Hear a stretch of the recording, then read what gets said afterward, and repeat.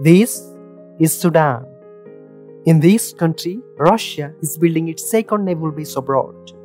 Once established, the base will also be Russia's first on the African continent since the collapse of the Soviet Union. During the period of its existence, the Soviet Union had similar bases in several African countries, including Somalia, Egypt, Ethiopia, Libya, and Tunisia. Russia's naval base project in Sudan is not an isolated one, as many of you would think. In fact, the project is part of Russia's grand plan to conquer Africa and become a global superpower again. The Sudanese base, where Russia is officially calling a logistics center, will have 300 personnel assigned to it and will host up to 4 naval bases, including a nuclear power one. The agreement will remain in force for at least 25 years, with an option to extend it for another 10 years after that. The agreement gives Russia the right to use Sudan's airports and seaports for the transport of weapons, ammunition, and equipment needed for the base to function. The location of the naval base has enormous strategic and geopolitical importance for Russia. The Red Sea region is rich in natural resources like gas and gold, and home to 2 critical choke points in global trade, the Suez Canal and the Bab al-Mandab Strait. Nearly 12% of the world's trade and 9% of global oil shipments pass these 2 points every day. The importance of the region can also be sensed by looking at the number of foreign military bases the region is home to. US, France, Italy, Saudi Arabia, UAE, Japan, Turkey, and China all maintain military bases in the region. Most of Russia's naval bases are in the country's far north and far east regions and often get affected by ice and poor weather in the winter months. Apart from that, Russia has a naval base at Tartus in Syria, which is also Russia's first naval base abroad. The Syrian base is a warm water naval base. That means the base functions smoothly in the winter months and does not get affected by ice.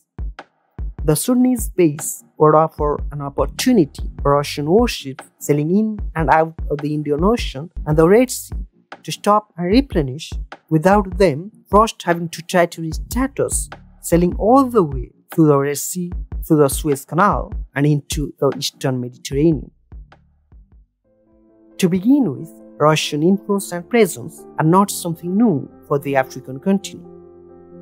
During the Cold War, the Soviet Union had extended tremendous support to national liberation movements and anti-apartheid struggles in a number of countries across Africa. It offered economic assistance as well as military support to Ghana, Guinea, Mali, Algeria, Ethiopia, Libya, Angola, Mozambique, and Zimbabwe that opposed Western imperialism. In addition to that, the Soviet Union let thousands of African students study at its universities at that time. Many prominent African politicians studied there, including the current president of Angola, João Lourenço, former president of Namibia, Hifikepunye Pohamba, former Prime Minister of Chad, Youssouf Saleh-Bass, former president of the Central African Republic, Michael Jotodia. Moreover, 2 post-apartheid presidents of South Africa, Thabo Mbeki and Jacob Zuma, got military training in the Soviet Union. But after the collapse of the Soviet Union in 1991, its influence on Africa gradually diminished. Until very recently, Russia was not that much involved in the affairs of the African continent. But that changed quickly as sanctions on Russia were imposed by Western countries in response to its annexation of the Crimean Peninsula from Ukraine in 2014. The United Nations General Assembly adopted a resolution refusing to recognize Russia's annexation of Crimea. The resolution got 100 votes in favor and 11 votes against in the 193-member body, while more than 20 countries abstained from voting. As Russia got more and more isolated on the global stage, it needed partners, and it turned to Africa for that. Africa accounts for about 1/4 of the member states, constituting the largest voting bloc in the United Nations.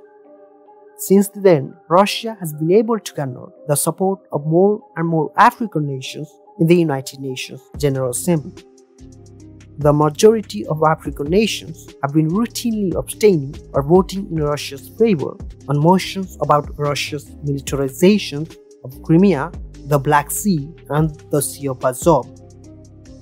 In exchange for this loyalty, Russia helps autocratic regimes in Africa evade the scrutiny of foreign countries in the United Nations on the sorry state of human rights and democracy in their countries.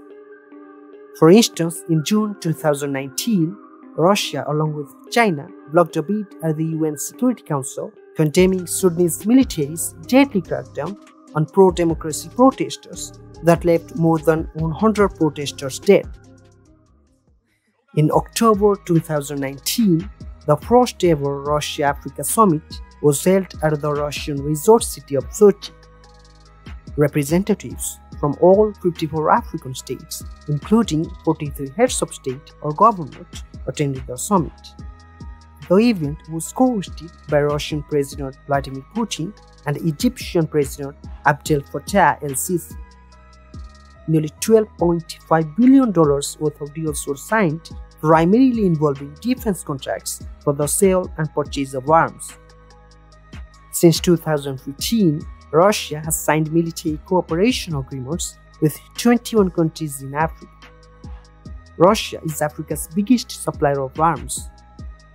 Between 2015 and 2019, Africa imported 49% of its arms from Russia, which is nearly twice the volume of that purchased from its next two suppliers, the United States and China. Algeria, which is the world's sixth largest arms importer, is the largest purchaser of Russian arms in Africa, followed by Egypt, Sudan, and Angola. Over the last decade, 21 African states have received Russian arms. Russian arms tend to be cheaper than their Western equivalents and are usually reliable. Many African militaries have Soviet-era stocks that are compatible with modern Russian weapons. In addition to that, Russian arms contracts often cover complementary services to modernize or repair Soviet-era weapons. Russia also supplies weapons at a discount or for free to countries struggling with social unrest or insurgents.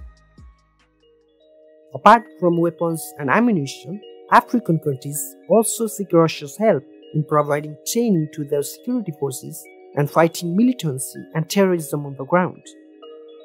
And Russia relies on private military contractors for that.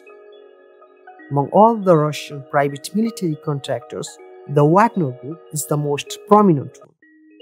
Evgeny Prigozhin, a Russian businessman with close ties to Putin, runs the Wagner Group.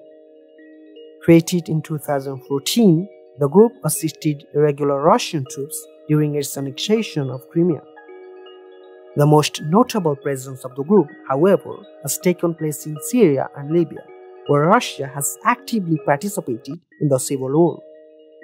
The Libyan civil war, which has been going on since 2014, is being fought between two major players, Turkey, Qatar, and US-backed Government of National Accord on one side, UAE, Egypt, and Russia-backed Libyan National Army led by General Khalifa Haftar on the other side. Currently, the Wagner Group has around 2,000 fighters in Libya. The group provides technical support for the repair of military vehicles and also participates in combat operations. Russia also supplies the group with heavy military equipment, including jet fighters, air defense equipment, utility trucks, and mine-resistant and ambush-protected armored vehicles. Besides Libya, Russian private military contractors are also operating in Sudan, the Central African Republic, Zimbabwe, Guinea, Angola, Madagascar, Guinea-Bissau, and Mozambique. In return for Russian arms and security, African countries ensure special access to Russian mining companies for the exploitation of natural resources in their countries. Interestingly, other than providing security, the Wagner Group runs mining businesses in several African countries through its subsidiaries. In addition to that, the group provides security to mines owned by other Russian mining companies in Africa. In Sudan, the Wagner Group conducted exploration of gold mines through its subsidiary Morrow Gold in 2017 and now operates those gold mines through another subsidiary, M Invest. In Madagascar, the Wagner Group got access to chromite mines through its subsidiary Ferrum Mining. In the Central African Republic, the Wagner Group got the rights to mine diamonds through its subsidiary Lobea Invest. Apart from the Wagner Group subsidiaries, a lot of other Russian mining companies like Alrosa, Nordgold, and Rusal also own mines throughout Africa.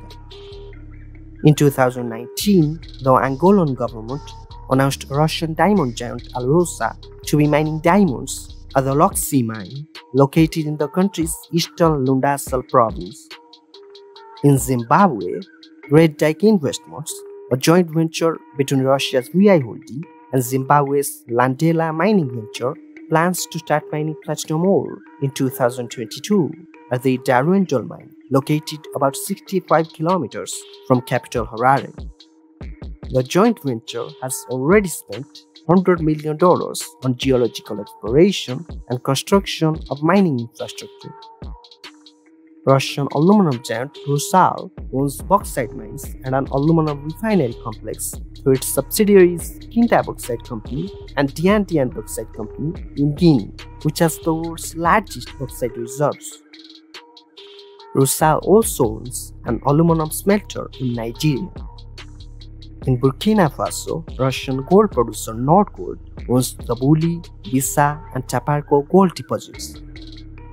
Moreover, Russian mining companies also own mines in South Africa, Uganda, and Botswana. On the other hand, Russian oil and gas companies such as Rosneft, Lukoil, Gazprom, Gazpromneft, Tatneft, and Rosageologia also have businesses in multiple countries across Africa. Currently, they own oil and gas fields in Algeria, Morocco, Egypt, Sudan, the Democratic Republic of the Congo, Nigeria, Ghana, Cameroon, and Libya. After the first Russia-Africa summit in 2019, Russia has entered into agreements to build nuclear power plants and nuclear research centers in a couple of African countries. Russia's state-owned Atomic Energy Corporation, Rosatom, is leading Russia's efforts in this regard. Currently, at least 16 African nations have nuclear cooperation agreements with Russia. In June 2020, the Rwandan parliament approved an agreement with Russia to set up a nuclear power plant and a nuclear research center in the capital Kigali. The project is planned to be completed by 2024. Russia has signed similar deals with Ethiopia, Nigeria, Zambia, and Egypt. Moreover, Russian mining companies mine uranium in Namibia and Tanzania. In October 2019, Facebook removed 3 Russian-backed influence networks of pages and accounts aimed at 8 African countries, such as Cameroon, the Central African Republic, Ivory Coast, the Democratic Republic of the Congo, Libya, Madagascar, Mozambique, and Sudan. Those pages and accounts were part of Russia's long-term influence campaign aimed at shaping public perception about Russia among Africans. Russian disinformation companies set up local news organizations and hired locals who would post propaganda content on Facebook. In some cases, the companies made deals with existing news organizations to do so. The companies spent at least $87,000 in total on Facebook ads. Yet, Russia's disinformation and influence campaign aren't limited to social media alone. Russia also takes the help of traditional media like newspapers, radio stations, and television networks. Like in the case of social networks, here as well, Russia acquires existing news platforms and in some cases sets up new ones directly under the supervision of the Ministry of Foreign Affairs. Moreover, even the presence and influence of Russian international media like Russia Today and Sputnik have been growing rapidly in Africa since the last couple of years. And Russian international media have been signing cooperation agreements with local media outlets to extend their reach. Two areas where Russia is far behind other major players in Africa are trade and infrastructure. Russia's trade with Africa is still small. China, the US, and India are Africa's top trading partners and are far ahead of Russia. In 2018, the total value of Russia's trade with sub-Saharan Africa was $5 billion, less than Turkey, Singapore, or even Thailand. When it comes to infrastructure, Russia clearly knows it just doesn't have the economic might a country like China has, for example. But it does have a significant edge over other major players when it comes to selling arms and providing security to conflict-ridden and poverty-stricken Africa.